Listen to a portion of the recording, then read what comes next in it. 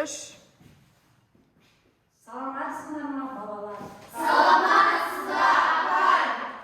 Бүгін бізге қазақ тілі сабағы. Қазір барымыз бүгінгі күнімізге жақсы жылы лебізімізді айту үшін ортаға шығайық. Жүректен жүрекке және дәптерімізді қоса алып шығайық. Әрине күнде чимдік қылып жасаймыз.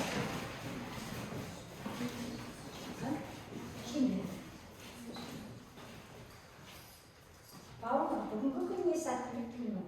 Рахмет апай, әрқашан күлкіндеп жүр. Үздік болып мектептің. Рахмет, аспаның ашық болсын. Рахмет, ешқашан алма. Рахмет, саған әлемдегі барлық жақсылық тілеймін. Рахмет, шаруаң мол. Рахмет, сыпайым. Рахмет, денсаулығың мықты болсын. Рахмет, әдепті бол.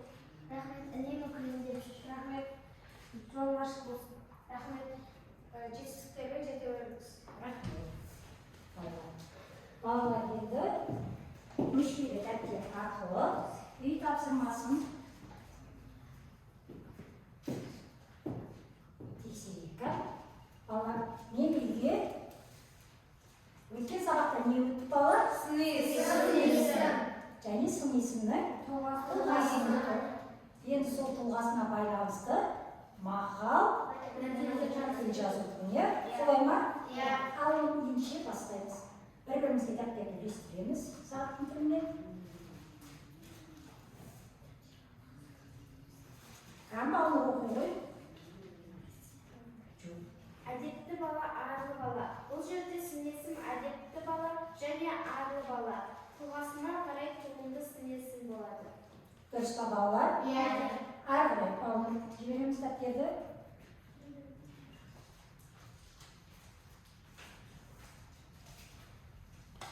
Жауды оқи ғой.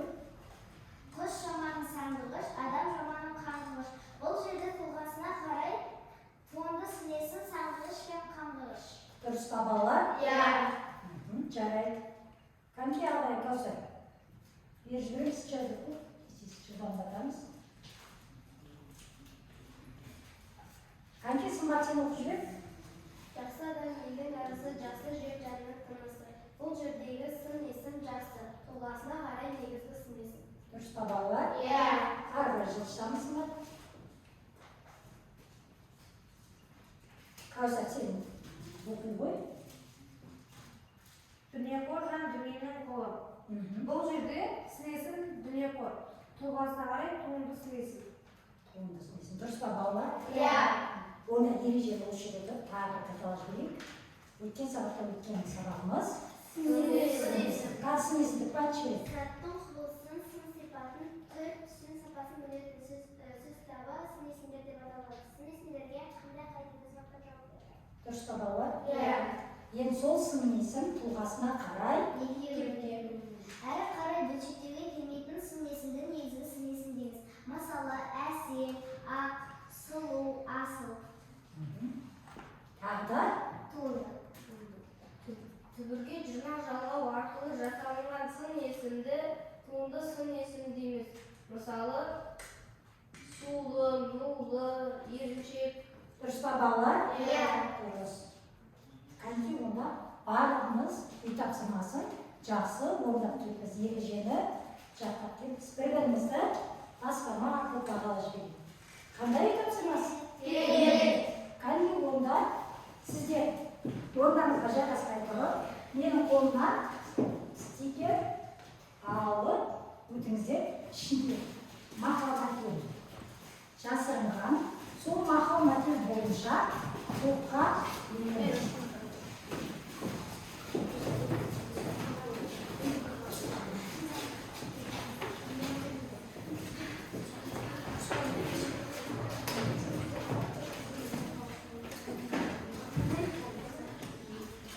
Балаларымыз бірге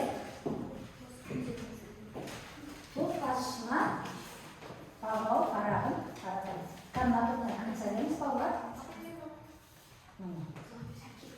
Натурдан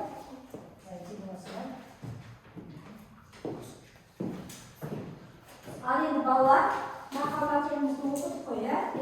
Біреуі әдет туралы, біреуі жақсылық туралы. Әдет туралы кім Қайтып әлі? Конфуз айт. Әдептілік белгісі ебін сәлем бергені. Жақсы туралы оқып жүрміз. Жақсылық еткен алғыс орар. Және топ басшысы жайлы тапсырмасын. Оқыған оқушыларды бағалап, талын қойып отырыңыздар. Енді балалар, әдеп тобы. Әдепті баланың бойындағы қандай қасиет?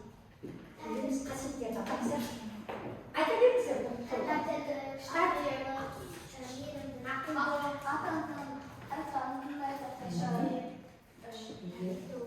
Иә, жарайды. Дұрыс, жақсылық жасауды кімнен үйренеміз балалар? Сөздерді айта береміз балалар. Ұстаздардан, достардан, ағаларымыздан. Иә, жақсы күндерде үйренетінімізді тамаша болады. Олай болса, кітабымызды ашып, дәптерімізді ашайық балалар. Бүгінгі күнді жазамыз. Наурыздың 2-сі сынып жұмысы бағып қабылда көп мағына бар.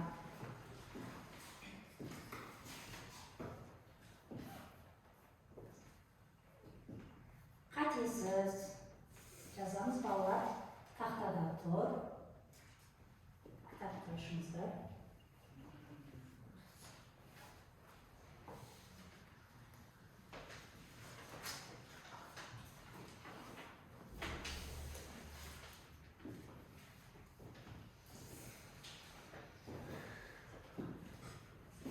Достқа балалар жазып, бүгінгі сабағымыз бағып қабылда көп мағына бар.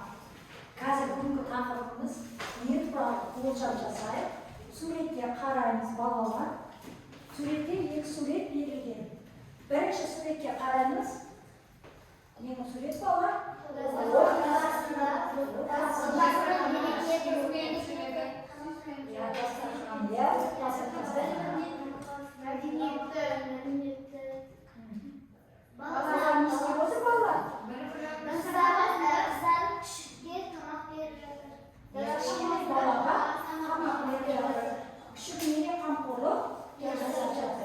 Яғни, онда бізде тәрбиелік мәні көңілдене балалар тәрбие жүрмін. Енді екінші суретте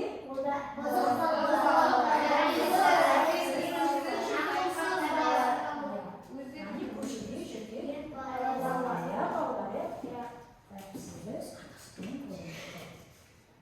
олар болса бүгінгі біздің сабағымыз тәрбие жөнінде екен, балалар. Бүгінгі оқу мақсатымыз тек сөздер мен жетекші сұрақтар арқылы негізгі ойды анықтау және сын есімнің шырай түрлері мен көркемдік ерекшелігін тану, сын есімді зат есімнің орнына қолдана білу мақсат. Олай болса, бірінші мәтінге тапсырма қараңыздар. Бақша ағаштары.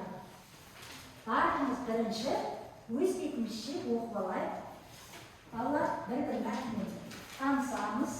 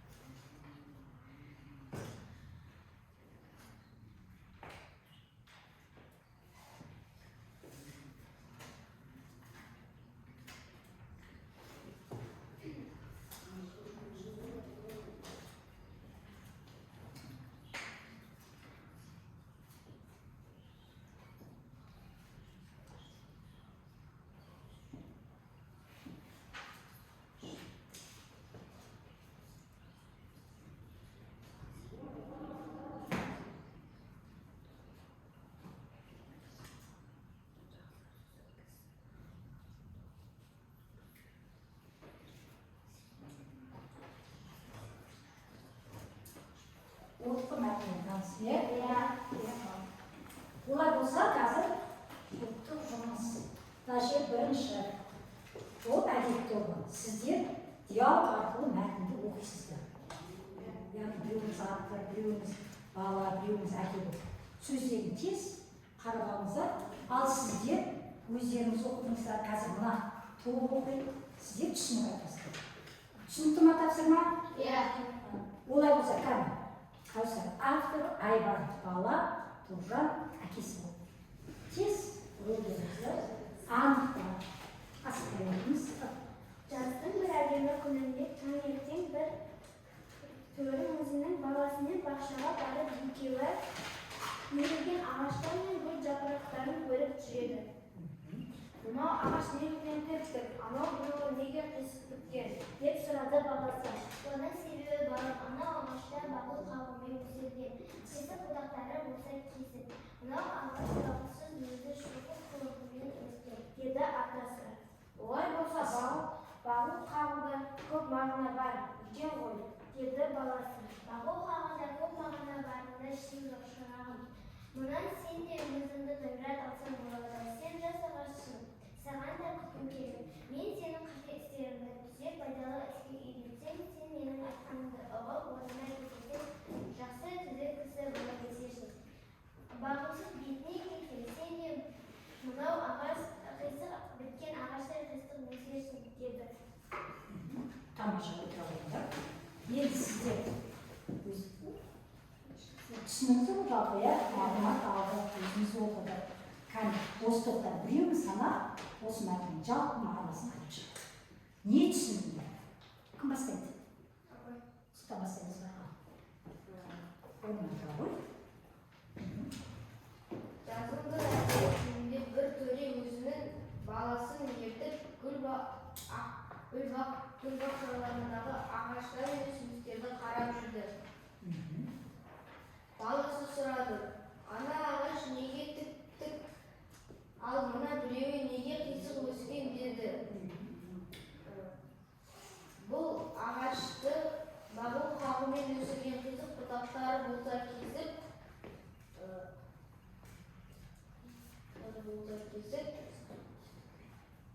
Отырған дейді, ал енді ал мына ағаш өз бетімен кеткен, үлкендерді тыңдамаған дейді. яғни бағусыз Өскен. Сосын баласы айтады, онда бағу көп мағына бар екен ғой, дейді. Сол кезде атасы айтады, бағып қағуда мағына барында шек жоқ. Сен мұнан өзіңе де ғибрат ала аласың. Сен де әлі жас ағаш, мен сен қате істерің болса түзеп пайдалы іске жаратамын, дейді. Ал егер ана қосса жіберейік, Бағусыз бетіңмен кетсең, бағусыз бетіңмен кетсең, қисық біткен ағаштай боласың, дейді. яғни балалар түзіп ағаш дегеніміз қандай ағаш екен? Түзі, жақсы кісі. Жақсы әкелердің айтқан сыйлайтын. Иә. Ал қисық кісі дегеніміз ше? Қисық ағаш. үлкендердің айтқанын тыңдамайды, өз бетімен жүреді. Ешкім тыңдамайды. Яғни жаңағы бағусыз кеткен ағаш сияқты бағусыз кеткен адам екен, иә қисық адамыз. Түсіндік қой, иә жалпы мәтінді бізге айтады. Олай болса балалар, қазір тыңдауымыз екінші тапсырма қоңыр тобының орындауындағы бесік жырын тыңдаймыз балалар. Жақсылап тыңдап отырыңыздар. Келесі жұмысымыз осыған байланысты балалар.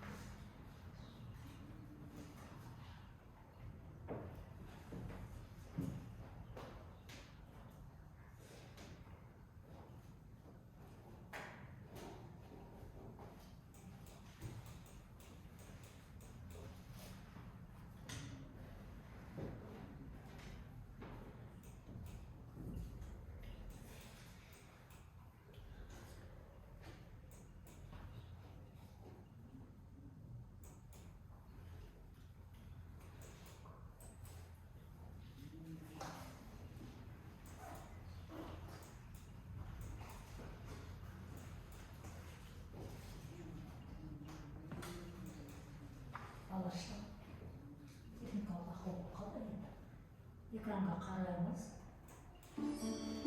Ойлайсың маған, ойынға қанбайсың, талайсың. Қырандай шарықтап сен қашан, көгінде еліңнің самғайсың. Ойласың маған,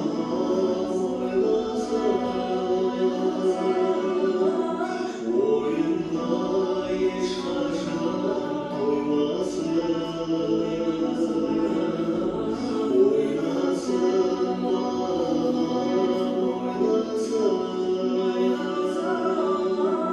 ешкім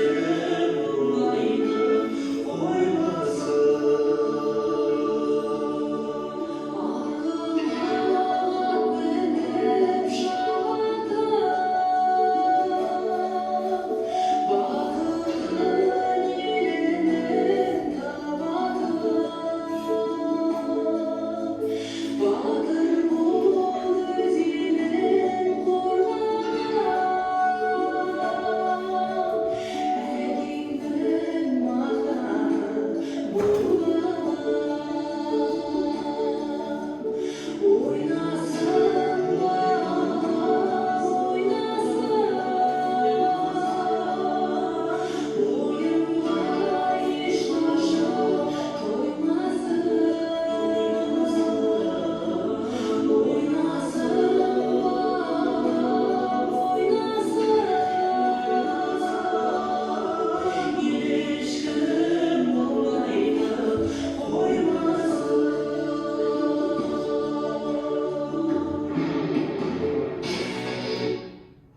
Балалар, бәріміз тыңдап қояйық. Олай болса,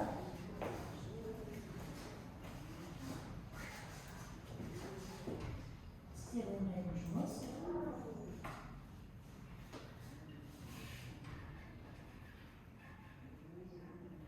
Топтық жұмыс. Осы жаңа бірінші тапсырмамыз оқылым болды. Екінші тапсырмамыз тыңдалым болды, иә? Осы екі мәтіннен ақпаратты салыстыра отырып, сөйлемдейміз. Сөйлеміміз 5-6 сөйлемнің жобасы болса болады болды. Бастаймыз. Топтық жұмыс барлығымыз бірігіп, бірақ мәтін шығарамыз.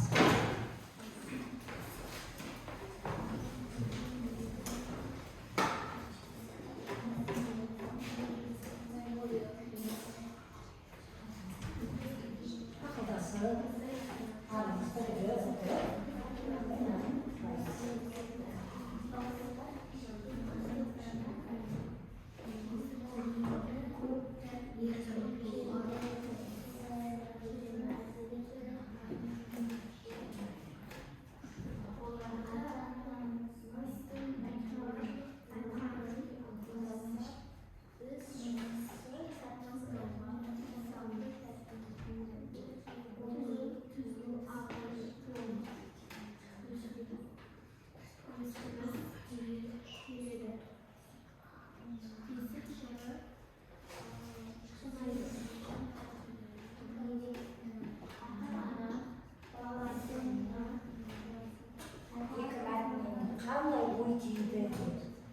әдемі сөздермен балалар көркемдеп жазыңыздар. Қандай ақпарат алдыңдар бесік жырынан?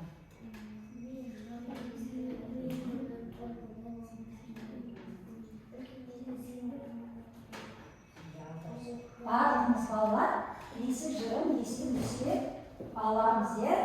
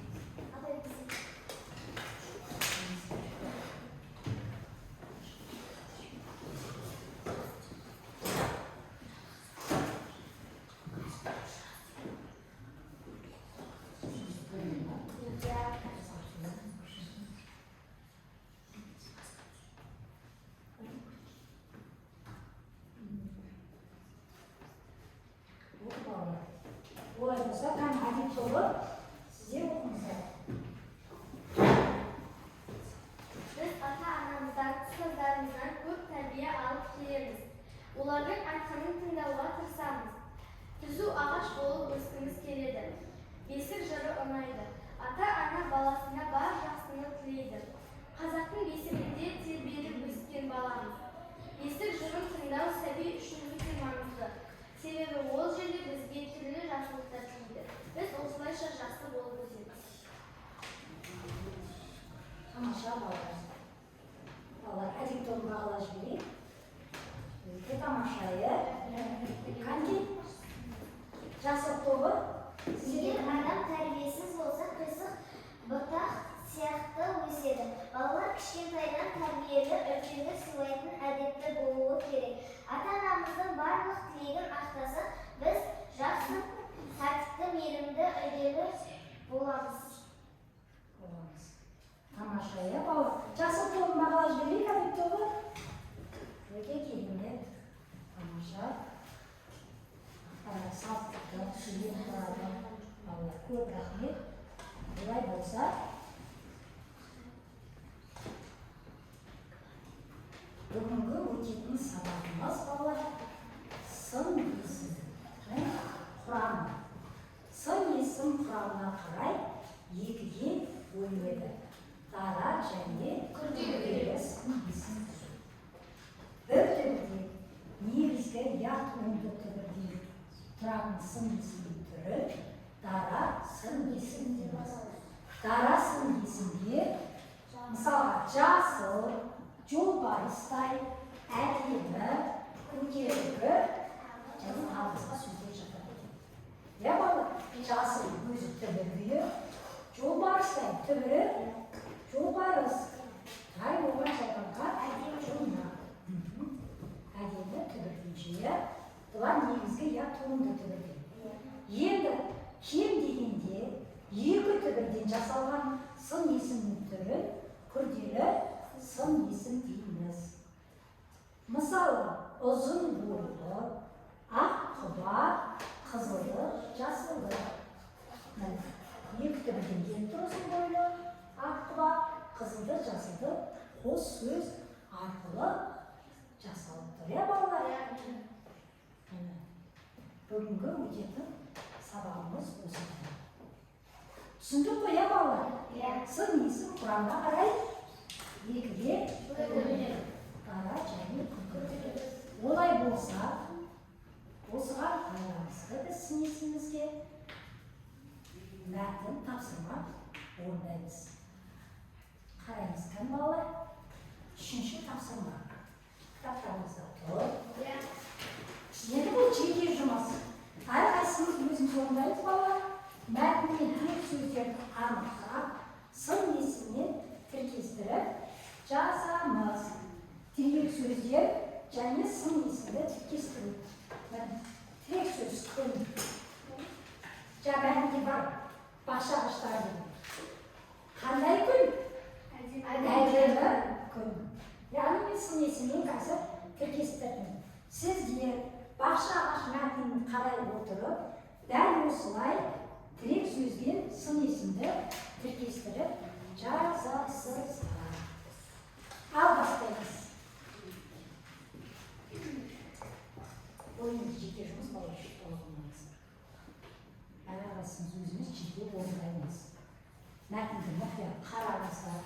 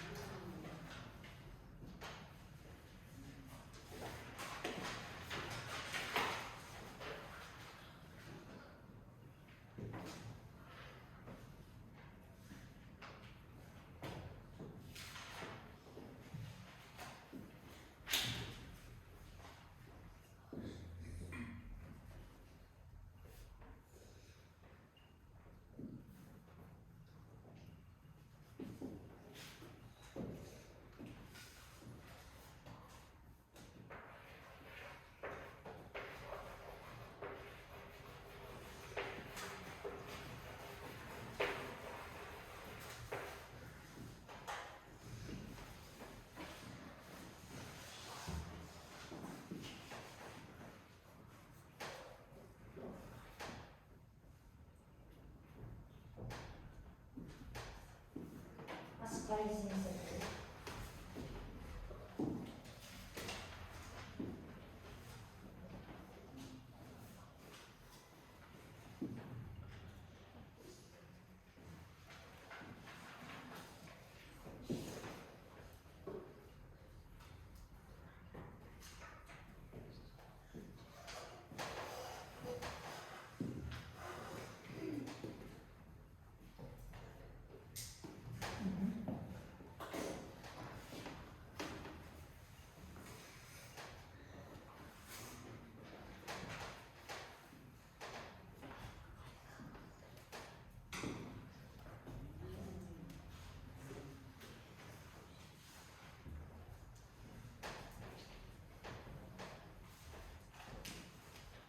Kan je passen, was hij niet kan. Zij die hoor. Passen, was hij niet. Als je het is faydalı. ja, dus qanday is faydalı is. Жоғары жазамыз. Жаңағы күн дегенді тақтада тұр ғой балалар. Сонымен ары қарай тіркестірейік. Жоғары жаз. Астына түсеміз. Іс. Файдалы іс. Іс қылмамыз қалады.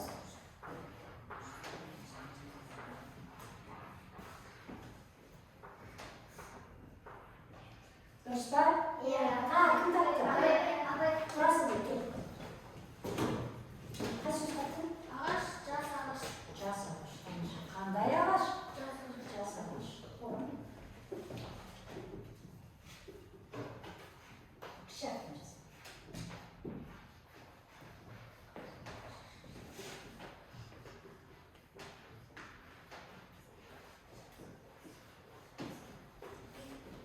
Кім табады?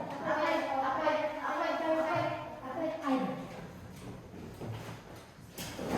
Қай сөз таптың?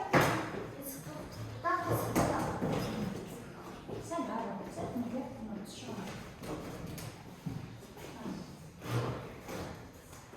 Burada. Nasıl?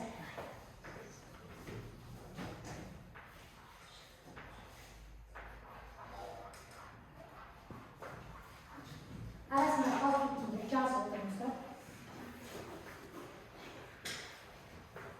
Kanday bu da. Anlaşıldı.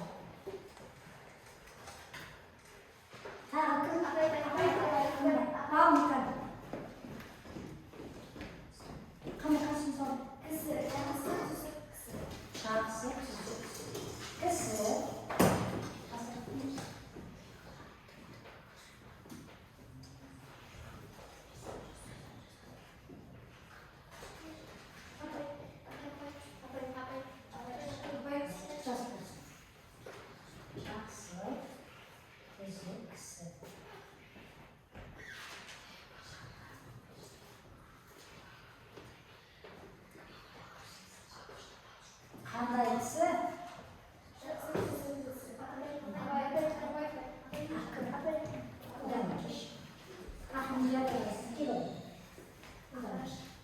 Ағаш қандай ағаш?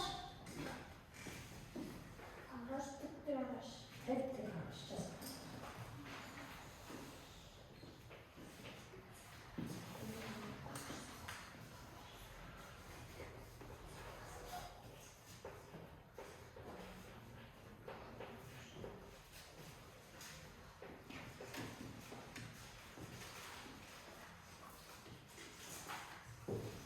Қандай ағаш? Тік ағаш.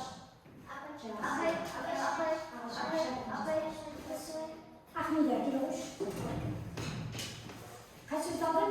Іс, қате іс. Қатес. Қандай іс? Қатес.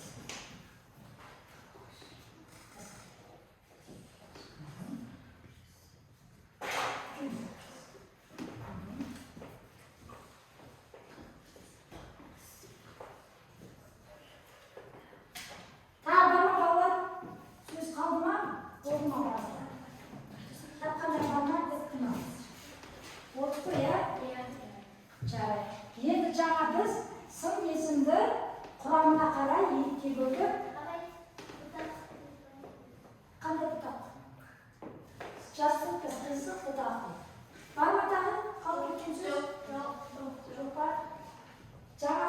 есімді өттік. Сын есім құрамы жағынан екіге бөлінеді деді. Дара және күрделі. Олай болса ажыратып жіберейік, кәдімгісін есімді. Пайдалы. Дара күрделі. Дара жас. Дара қисық. Дара жақсы. Қисық. Дара тіп-тік. Бұл сөзден келіп тұр. Қате. Дара. Өте жақсы балалар. Бүгінгі сабақ. Енді балалар.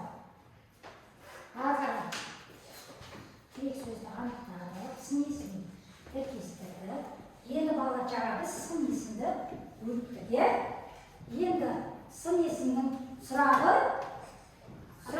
қандай? Қай. Олай болса қазір әрқайсымыз өз есіміміздің алдына сын есімді қоямыз. Мысалға, мен Маржан. Мейірімді Маржан. Алдына сын есімді қоямыз. Сол сияқты қазір өздеріңіз тез аттарыңызбен алдына сын есімді тіркестіріп жіберіңіздер. Бір сәт ойланып жіберіңіздер. Ал бастаймыз ба? Осы әдетті орнамыздар. Ақтай бар. Ақтай бар. Айбалы Ахмедберов. Тамаша. Қайырымды Қызай. Ақтау бала. Я жарайды, тамаша балалар.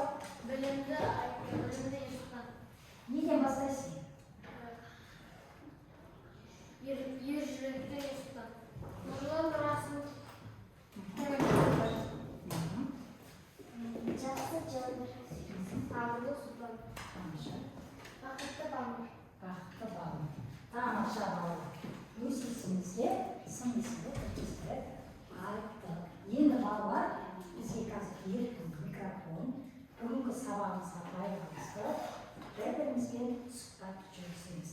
Балалар, тәрбие көбінесе отбасыдан, алтын ұя мектебімізден аламыз, иә тәрбиені?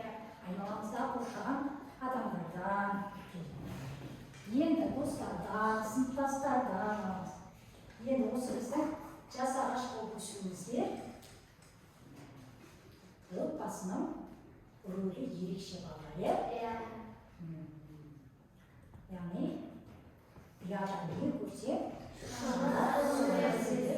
ата-анамыз қандай тәлім тәрбиелеуде, есебінде біз сол халықпен кетеді екенбіз. Біздің ата-анамыз бізге тек жақсы, мейірімді бол. Әдепті бол. Кішіпейіл. Енді біз балалар, сіздер қазір жас ағашсыздар, бағып қағып жатыр, енді ата-анам сендерге қандай тәлім тәрбие береді. Яғни сұхбат менің отбасымдағы тәрбиешім. Бастаймыз, әдетті ол бастаймыз. Менің анам тәрбиелікті, әдептілікті үйретті. Маған әкем іске ақылды болуды үйретті. Маған әкем көптеген жақсылықтарды әдептілікті үйретеді. Менің басты тәрбиешім анам. Анам маған тәртіпті болуды, білімді болуды үйретті. Менің басты тәрбиешім ол анам. Ол маған үлкенге құрмет, кішіге ізет көрсетуді үйретті. Тамаша. Менің ең басты тәрбиешім анам. Анам маған әдепті болуды, сыпайы болуды үйретті. Тамаша. Рахмет. Әдепті болып, жақсылықты дайынбыз ба? Қайсысын бастаймыз? Менің әкем маған жақсылықты, шыншылдықты үйретті. Мені үйінде тәрбиелейтін әкем, ол маған пайдалы іспен айналысуды үйретті. Тамаша. Менің тәрбиешім анам. Маған мейірімділікпен ізеттілікті үйретті. Менің тәрбиешім әжем. Ол маған әсіптегі барлық тәрбиелерді үйретті. Ой, тамаша. Менің тәрбиешім атам. Ол маған сыпайы, түзік кісі болуды үйретті. Тамаша. Менің басты тәрбиешім анам. Ол маған үй шаруасын және де кітап оқуды үйретті. Ой, балалар көп рахмет. Мен де сендерді көріп, үміт білгенім, сендер жақсы, тамаша, керемет, азаматша болып өсесіңдер дейді, иә? Алдағы уақытта олай болса балалар, бүгінгі сабағымызға кері байланбас, аяқталмаған сөйлемді.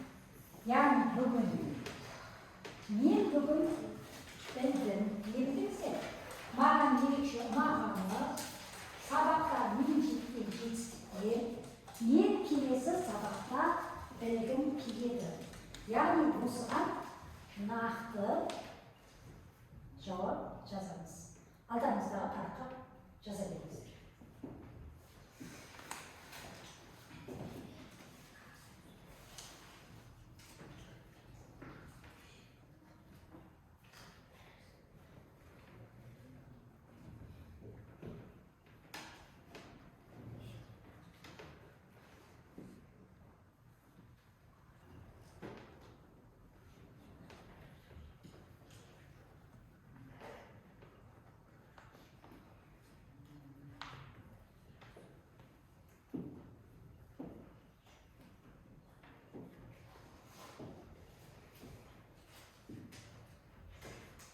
Ол жауап беріңіздер, ол жазыңыздар.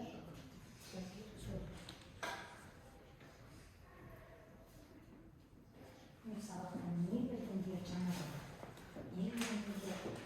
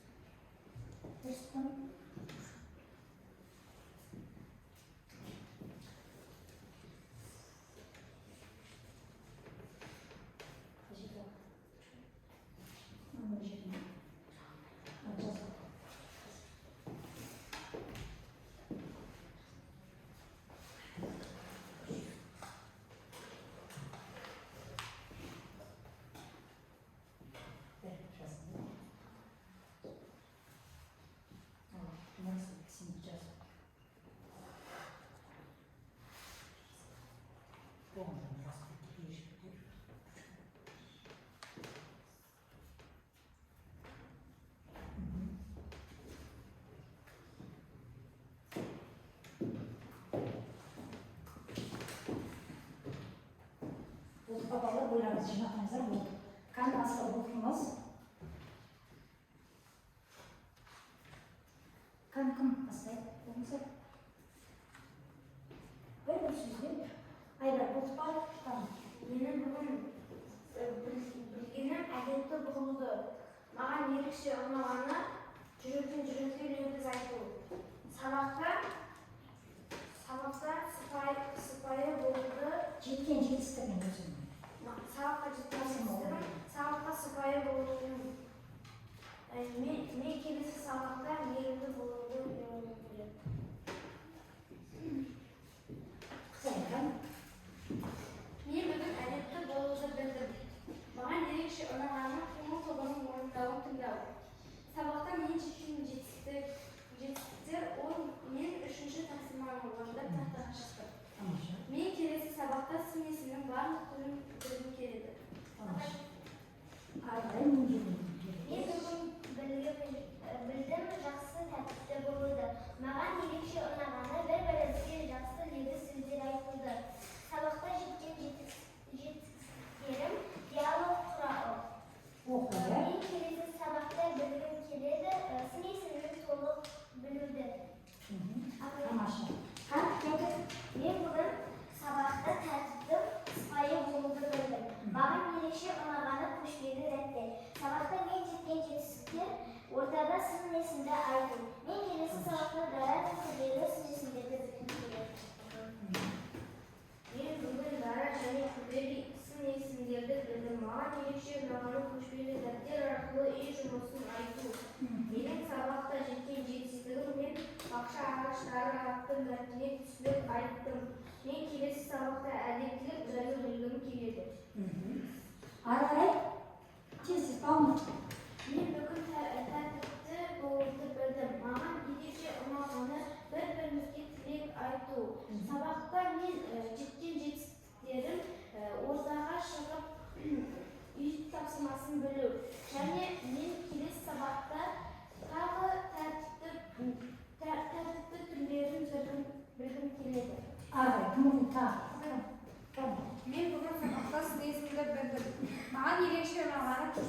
әдетте.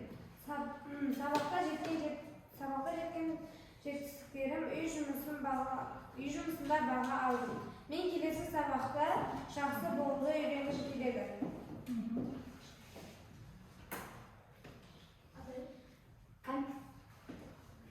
Кім сен оқып жүрсің?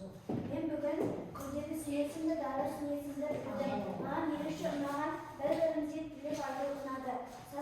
Сабақта мен жеткен жетістіктерім түсінік тапсырманың орындап хаттарға шықтым. Мен келесі сабақта сыпайы болуды білемін. Жақсы отырады. Балалар, бүгін біз 3 тапсырма ойындық балалар. Әрқайсысының өзінің балы бар. Бүгінгі сабаққа барлықтарын жақсы қатысыңдар. Соның ішінде мына топта жас тобы Қарақұл Сұлтан 8 балл, Бағнұр 8 балл, Расылбек 7 балл, Кәусар 7 балл, Жәудір 8 балл. Өте тамаша балалар. Енді әдет тобына Қызайым 8 балл, Тоғжан 9 балл, Айбар 8 балл, Сымбат 7 балл. Бүгінгі жалпы алған балдарымыз осындай. Енді балалар тақтаға қараңыздар. Үй тапсырмасы бүгінгі сабақтан алған мәліметіміздің барлығын жинақтап, тәрбие тал бесіктен атты шағын есе жазу және осыған дейін өткен ережелерімізді тағы бір қайталаймыз. Түсінікті балалар?